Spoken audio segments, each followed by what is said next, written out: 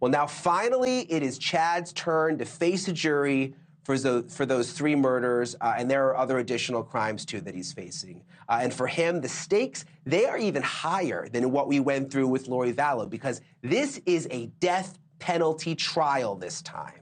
Death penalty. Chad Daybell is facing death.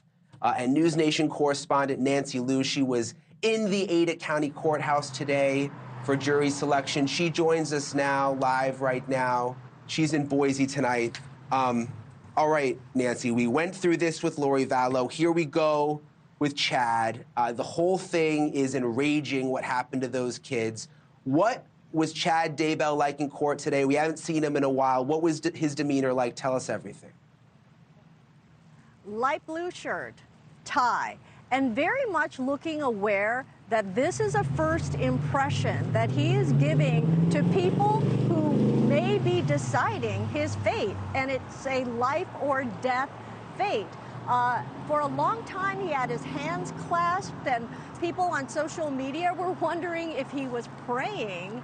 But I was really taken by the difference in the tables. On one side, you have Chad Daybell, who looks like he's lost some weight, and his lawyer, John Pryor, against a team of 4 prosecutors. And it very much reminds you that Chad Daybell has no more money. At this point, his attorney is basically handling the case himself and possibly pro bono at this point. So it's been a long day, and even after this long day, this jury selection process, Brian, is just getting underway. Unlike the Vallow case, in which a jury was seated after just 1 week, this could go much longer, as you pointed out, because the death penalty is on the table.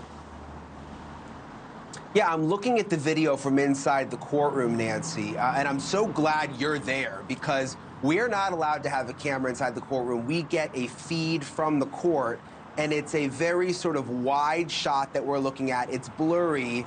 So I'm glad you're there to tell us what's going on, because we can barely even make out Chad in the video. So your description was very, very helpful. You mentioned it's expected to be a long trial, 8 weeks.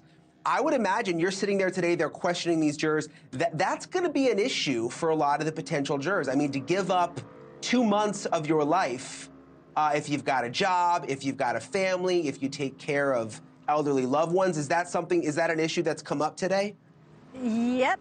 Oh boy, we heard so much about hardship today, and we're hearing it may be more than 8 weeks. It could go 10 weeks, and on top of that, you might have a week of sequestration for deliberations. So people have weddings to go to, they have vacation plans that they've already made, tickets have been bought, there are graduations ahead, and there are child care issues. We have a lot of stay-at-home moms who were dismissed today. And after a full day of screening 2 groups of 16, only 16 were pushed ahead.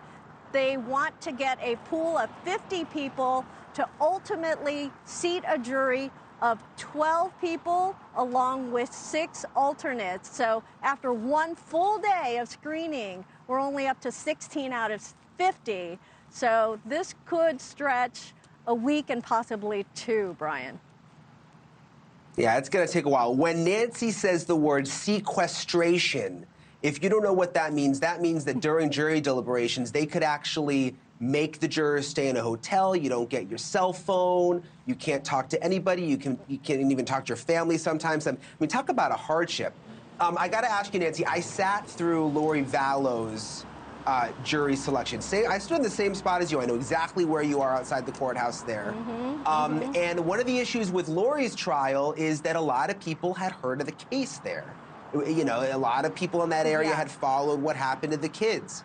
And I would imagine now that Lori's trial already had such publicity, I mean, these jurors, a lot of them must have heard of the case before, which is a problem.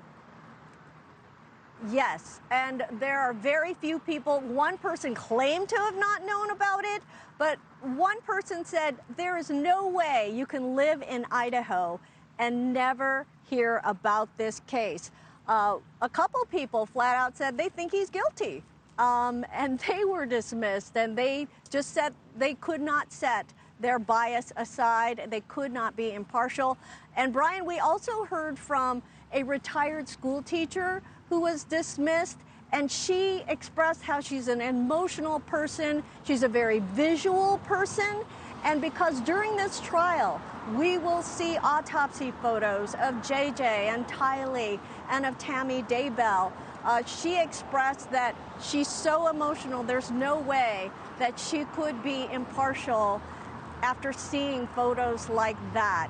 She has a very visual memory, and as a retired school teacher working with children, it would be very hard for her to serve on this jury. Thank you for watching. Go to newsnationnow.com to find NewsNation on your television provider. And don't forget to click the red subscribe button below to get more of NewsNation's fact-driven, unbiased coverage.